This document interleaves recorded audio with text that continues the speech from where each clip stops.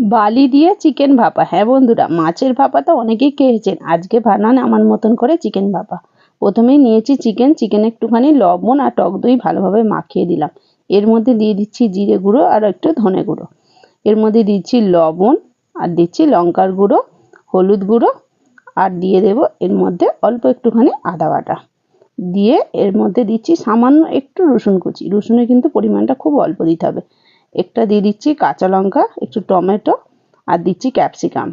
এর মধ্যে একটুখানি এলাচ আর দারচিনিও দিয়ে দিচ্ছি, পেঁয়াজ কুচি আর দিচ্ছি ধনেপাতা। এবারে দিয়ে দেবো একটা গোটা রসুন। রসুনটা কিন্তু খুব ভালো লাগে এই ভাপার মধ্যে।